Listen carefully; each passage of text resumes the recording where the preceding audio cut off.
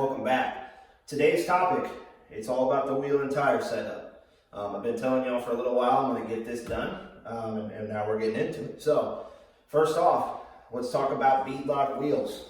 If you don't know, essentially the whole purpose of a beadlock wheel is to help you with traction off-road, okay? This beadlock ring here, essentially, in a functional beadlock wheel, you have two pieces. You have your outer piece and you have an inner piece. Your tire has a bead on it, somewhere in this region here. Essentially, you call that the edge of the tire. This ring and that inner wheel are going to sandwich that ring. Why does it need to do that? If you're going to be off-roading and you want to be at any sort of lower PSI to help you out with traction, that helps immensely, okay? The lower your PSI, the more the tire is able to sponge out. It gives you better traction. It's going to give you a whole heck of a lot better ride quality. Excuse me, I got some hiccups here. Whole heck of a lot better ride quality. It's going to help with your performance. Unbelievable amounts off-road. It's not even close. So on a traditional wheel, when you go off-road, you can air it down safely to, everyone's got their own idea, but in my mind, about 15 PSI maybe. You're still going to run that chance of hopping off the bead. You got a flat tire in the middle of the trail. Next thing you're out here, you're over there with a can of hairspray and a lighter trying to blow your tire back on your wheel. It's not my kind of night. So I went with the beadlocks. This is a 17x9 SpyderLock brand functional beadlock wheel. It's paired with one of the most common tires on the planet, a Nitto Trail Grappled MT. It's a 37 1250 17. If you haven't seen the other videos, that's what I'm running. So let's get right into advantages of a beadlock wheel.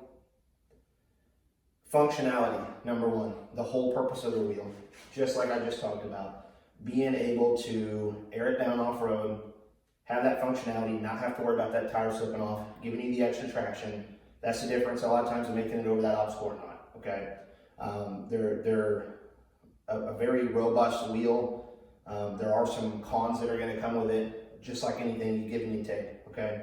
So number one advantage to a beadlock wheel, functionality, its whole purpose, okay? In my opinion, the second thing that's good about a beadlock wheel, I think they look awesome. Every one of them is different. A lot of them don't have this inner ring here. This is really just more for looks, in my opinion. It may add some rigidity to it. These are really a brand that is used a lot on like legit rock bouncers and crawlers.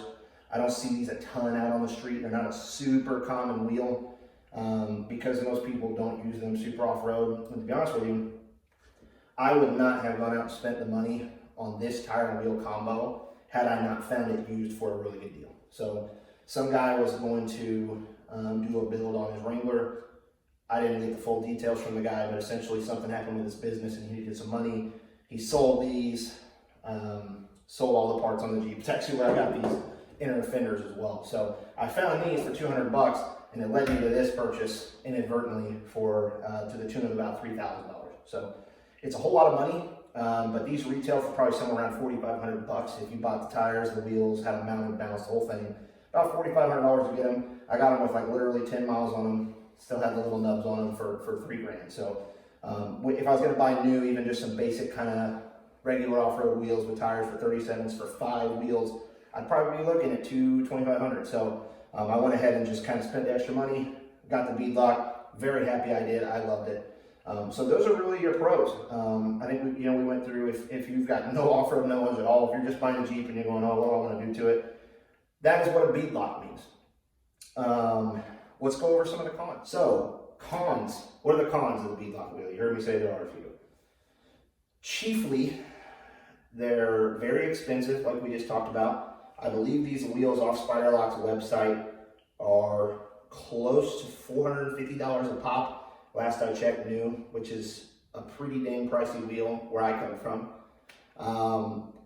Secondly, they're heavy as heck. I mean, due to a byproduct of just how the wheel works and that it needs to be sturdy, needs to be solid, the wheel weighs a lot. This tire and wheel combo is about 140 pounds per corner. I mean, a 37 alone is pretty heavy, but you go putting a wheel on it, it's about the same. They're both about 70 and some change, I think, close to 80 pounds a piece. Rotating your tires is not a fun activity. I can tell you that. I make the boys a discount tire do it now. I just watch over them real good, make sure not to scratch anything up. Shout out discount tire. So you're going to pay a little more money for them. They're a lot heavier. It's going to be, you know, anytime you're doing bigger wheels and tires, you know, just a matter of time. You're just destroying them ball joints, destroying those axle shafts off-road. I got the Dana 44 HDs. They held up very well for me off-road, but you're obviously putting more wear and tear on everything when you do that. You're certainly putting more wear and tear on your pocketbook. These bad boys are not helping me out with gas mileage, but we do it for miles per gallon, right? So I love them. Let me show you the next big gripe I have with them, besides the fact that they weigh a ton. Number 3, they cost me a lot. They weigh a lot. What other problem do I have with them? They're almost impossible to clean. I know this seems like a first world problem, but I washed this thing about 3 days ago. May not look like it, but I took it out for a drive for my last video here. It snowed, it's salty out there, ruined, you know, that work, but that's regardless. That happens when you don't have any fenders and 4.5 inch back spacing. So this lip from this functional beadlock ring creates quite the gap, divot, whatever you want to call it. And the way that these wheels are, that back wheel portion is quite high and there's not a lot of opening there. So I washed this thing on Monday. It is now Thursday. Water, just hanging out, rent-free, just chilling in there. So if you're gonna do with a beadlock, this is my first set of functional beadlocks I've ever had. I'm gonna assume a lot of them are the same way, where you're gonna trap some water and they're gonna be harder to clean. Now, these ones are probably especially hard to clean because they have this, and I think that's why this kind of comes up a little bit further. But I mean, there's about, you know, an inch drop or so there. So just something to be aware of. I wouldn't say it's a deal breaker, but I can tell you it is a pain in the butt.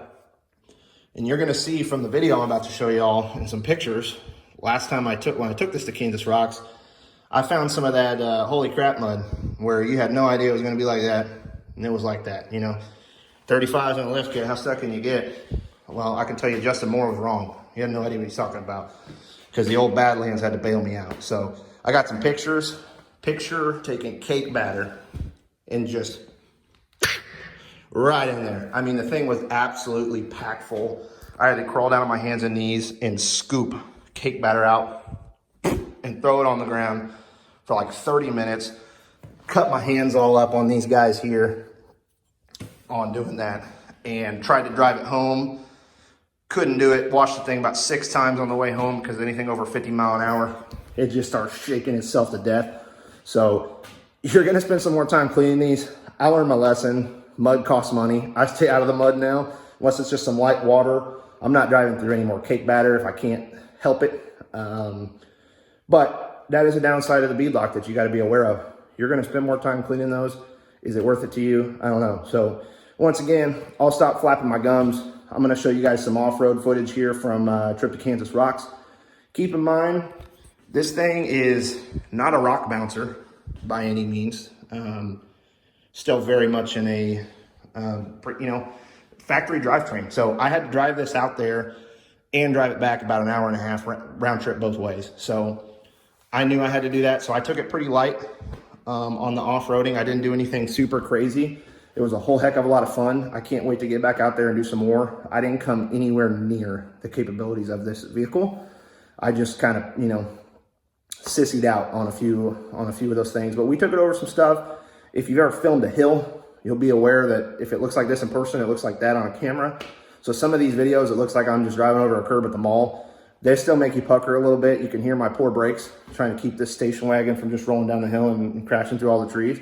So I hope you enjoy them. If you have any questions about the wheels, have any questions about them, anything that you can think of, holler at me in the comments. If not, I hope you guys like the video.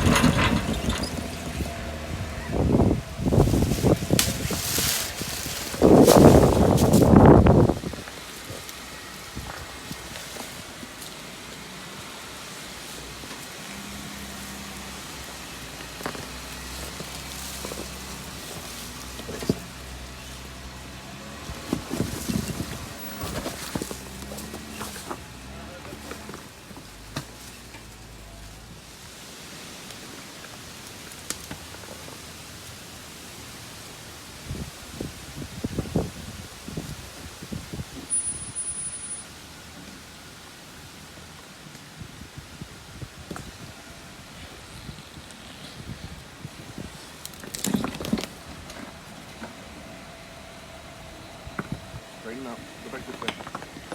Okay, nice and slow. Start turning that way. Front tire's about to go down. Nice and slow.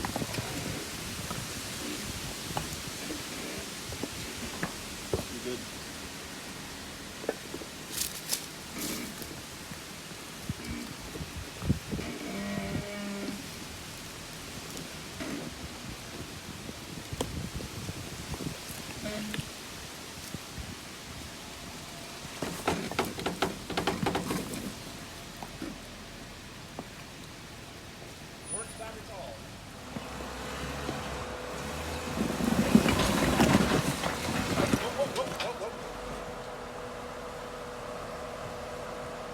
Turn driver and back up a little bit.